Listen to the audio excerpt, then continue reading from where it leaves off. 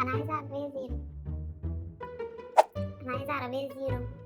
A few moments later. لا استني بس، المستعمل احسن. انا بدور على راحه البال على فكره. وانا بدور على راحه الجيب على فكره. انا عايزه عربيه كده قدها بيها. وانا عايز عربيه تمشي حتى لو بتنهج. احنا هنجيب زيرو. لا هنجيب مستعمل. زيرو. لا مستعمل.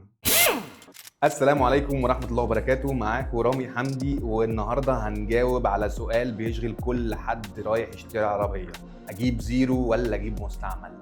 ازاي تختار العربيه المناسبه ليك؟ اول واهم حاجه الميزانيه. لو عايز عربيه صغيره وموفره هتروح لعربيه بسعه موتور قليله وصيانتها هتكون سهله. لو بتدور على شكل كويس وامكانيات معقوله يبقى العربيه المتوسطه هي الانسب. لو مش فارق معاك مصاريف التشغيل وعايز راحه وكماليات وشويه دلع، روح للعربيات الاس يو في، كروس اوفر، العربيات الليكجري. يعني في الاخر هات ورقه وقلم واقعد مع نفسك وحدد انت محتاج ايه وهتدفع لحد كام. ابدا منين لو عايز اشتري عربيه؟ الزيرو عندك الوكيل والموزعين والاستيراد.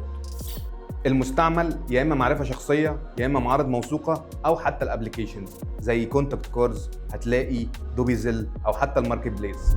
نصيحه: ما تختارش عربيه عشان شكلها، دور دايما على الاساسيات: موتور، شاسيه، رخصتها قد ايه، باسم مين، اساسياتها كويسه ولا لا، كمالياتها هي اللي انت محتاجها ولا لا، وهكذا. ازاي تتاكد ان العربيه اللي هتشتريها سليمه؟ المعاينه الاولى دايما حاول تكون بالنهار.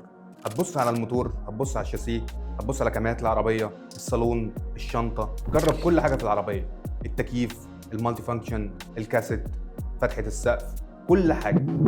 اتاكد دايما ان العدادات ما فيهاش اي حاجه منوره. ورق العربيه لازم يكون سليم حتى لو فيها توكيلات او عقود، اتاكد دايما من التسلسل بتاعهم. اهم حاجه لازم تفحص العربيه كويس جدا في مركز صيانه قوي جدا، مش بتاع البنزينه. لو كله تمام اطلب منه تتقابلوا في الشهر العقاري وتخلصوا، وكمان تطلب منه شهاده مخالفات، وساعتها هقول لك مبروك يا بص على العربيه الجديده. بعد الشراء اعمل ايه؟ اول حاجه تنقل الملكيه باسمك فورا في المرور. تاني حاجه اعمل صيانتك كلها في مركز صيانه متخصص: سيور، بوجيهات، زيت موتور، زيت فتيس. بعد كده اعمل اللي تحبه، ولع الدنيا، ركب شاشه، ركب فرش، اعمل اللي تعمله.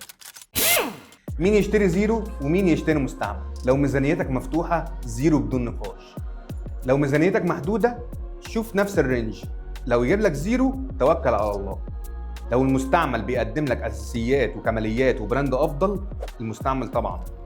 الخلاصه: اللي خبرته قليله واول مره يشتري انصحه بالزيرو. اللي فاهم صيانه كويس وبيعرف يتعامل مع مراكز الصيانه، المستعمل بالنسبه له هيبقى قيمه مقابل سعر. شراء العربيه قرار مش سهل بس كمان مش مستحيل. المهم تمشي بخطوات واضحه وتفهم السوق كويس.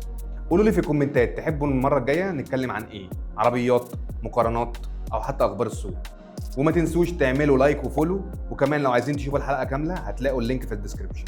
كان معكم رامي حمدي واشوفكم في الحلقه الجايه.